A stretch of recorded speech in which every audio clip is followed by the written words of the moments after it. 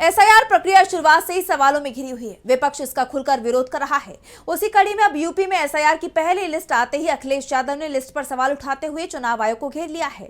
तो चुनाव आयोग पर बरसते हुए क्या कुछ बोले सपा प्रमुख अखिलेश यादव, जानेंगे इस रिपोर्ट में। उत्तर प्रदेश की सियासत में 2027 के विधानसभा चुनावों से पहले एक बड़ा भूचाल आ गया है। चुनाव आयोग की तरफ से एसआईआर के बाद जारी की गई नई मतदाता सूची ने सभी राजनीतिक दलों की धड़कनें बढ़ा दी हैं।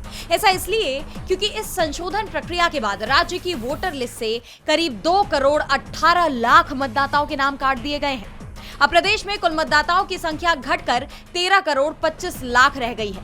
अब इस मुद्दे पर राज्य में आरोप प्रत्यारोप और दावों का दौर शुरू हो गया है और इसी को लेकर अब समाजवादी पार्टी प्रमुख अखिलेश यादव ने इस लिस्ट पर आपत्ति जाहिर की।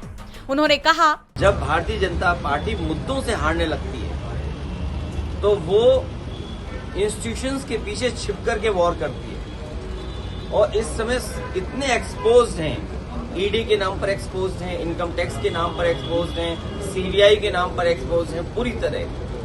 तब Bharatiya Janata party election commission से मिलकर के चुनाव लड़ रही है और उत्तर प्रदेश के बाई इलेक्शन में लूट हुई थी, डकैती हुई थी या उससे ऊपर कुछ कहोगे वो हुआ। और अभी जो हो रहा है, मैंने एक एग्जांपल दिया वहां कि नंदलाल निषाद उसका फर्जी दस्तखत करा करके समाजवादी पार्टी के वोट कटवाए।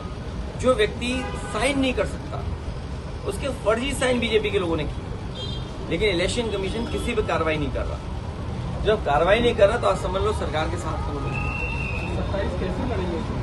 अखिलेश यादव का कहना है कि भारतीय जनता पार्टी मुद्दों से हारने लगती है तो इंस्टीट्यूशंस के पीछे छुपकर वार करती है।